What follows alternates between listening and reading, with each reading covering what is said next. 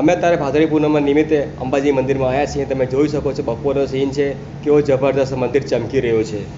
કેમ છે મારા વાલા મિત્રો, બધા મિત્રોને જય અંબે, જય અંબે, જય અંબે. અંબાજી મંદિરનો શણગાર કેવી રીતે જોરદાર કરવામાં આવે તમે જોઈ શકો. કેટલા મસ્ત મસ્ત ફૂલો છે. આ ગબ્બરનો દ્રશ્ય છે, તમે જોઈ શકો છો. કેટલી બધી ભીડ છે અહીંયા. વર્ષ 2024નો આ ભાદરવો મહિનો છે. તમે જોઈ શકો છો કેવી જોરદાર ભીડ ગબ્બર પર લાગી ગઈ છે. કેટલા બધા માના શ્રદ્ધાળુઓ આવ્યા છે માના દર્શન કરવા માટે. જય મારી અંબે, જય જય અંબે. છેલ્લા 25 વર્ષથી પણ વધારે વર્ષથી આ સેવામાં છે. જય અંબે સેવા કેમ્પ, અમદાવાદ, સુરત, મહેસાણા ગ્રુપ. તમે જોઈ શકો છો કેટલી બધી ભીડ લાગે છે. આ રાતનો સમયનો નજારો છે. મારું નામ doctor Abhisha Chauhan, Atharva Ayurveda therapy centre, Vastral, અમદાવાદથી અમે આવ્યા છીએ. અંબાજી સેવા કેમ્પ જે ચાલી રહ્યો છે એની અંદર આજે અમને આવો મોકો મળ્યો સેવા કરવાનો. એના માટે અમે બહુ આભારી છીએ. કારણ કે આમ તો અમે લોકો એઝ અ ડૉક્ટર લોકોની સેવા કરીએ છીએ, પણ તો બી વિનામૂલ્ય સેવા નથી કરતા. આજે અહીંયા અમને મોકો મળ્યો છે, એ અમારા જીવનમાં બહુ કિંમતી મોકો છે જે આજે અમને અહીંયા મળ્યો છે. અમારું આજે અમે અહીંયા કને જે શ્રદ્ધાળુઓ અંબાજી જઈ રહ્યા છે એમને જે ચાલીને પગની અંદર જે પીડા થાય, તો અમે લોકો આજે અહીંયા જે સેવા આપી કે તેલથી મસાજ કર્યું, અમારો જે સ્ટાફ છે એમણે અલગ અલગ થેરાપી આપી અને એમના દુખાવાને ઓછું કર્યું. આ અમારી માટે બહુ મોટા આશીર્વાદ છે, અમારા અથર્વ માટે.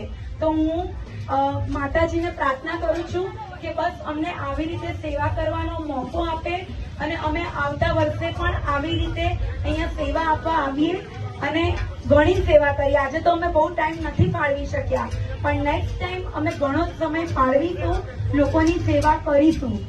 અમારું જે વસ્ત્રાલ અમદાવાદમાં જે અથર્વ આયુર્વેદિક થેરાપી સેન્ટર ચાલે છે એમાં ઘણી બધી થેરાપી છે જે અમે બરોડા બી જઈ કરીએ છીએ, પેટલાદ બી જઈએ છીએ.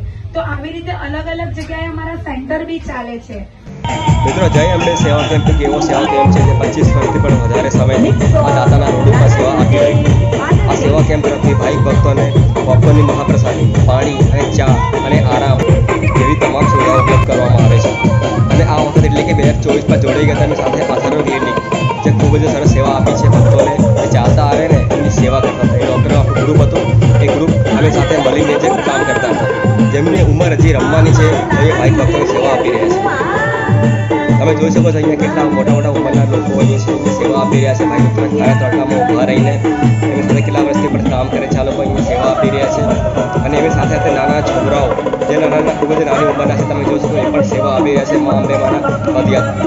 આટલા નાના છોકરાઓ સેવા કેમ્પમાં જોડેને ધન્ય થઈ ગયા છે. ખરેખર કેવો સંસ્કાર છે એમને, કેવો સેવા કરી રહ્યા છે. લોકો સેવા કરવાનું બંધ થઈ રહ્યું છે અને સેવા કરવા માટે પહોંચી ગયા છે. મા અંબે સર્વની મનોકામના પૂર્ણ કરે. લાખો પદયાત્રીઓને ધાણી કેવી રીતે પીરસવામાં આવે તમે જોઈ શકો કેવી રીતે બનાવવામાં આવે છે. અહીંયા ગરમ ગરમ તેલમાંથી આ મસાલો નાખીને પોપકોર્ન ગરમ કરે છે. લોકો રતલા બંધ કરી દે છે અને અંદર ધીમે ધીમે થઈ જાય છે. તમે જુઓ કેટલા મસ્ત ધાણી તૈયાર થઈ જશે ગરમા ગરમ. અને હવે એને સ્વાદ લઈશું આપણે કેવી રીતે બને છે. ખરેખર આ ખાઈને જોઈએ ને ખૂબ જ જોરદાર લાગે છે. ગરમા ગરમ ધાણી એટલે મજા જ આવી જાય કશું. ગરમા ગરમ ધાણી ખાધા પછી કશું ખાવાની ઈચ્છા થતી નથી. ખરેખર ધાણી બહુ જોરદાર છે. જય અંબે સેવા કેમ્પ અમદાવાદ મહેસાણા ગ્રુપનું આ ધાણી સેવા કેમ્પ છે, ખૂબ જ જોરદાર છે. પ્રશંસનીય કામ કર્યું છે.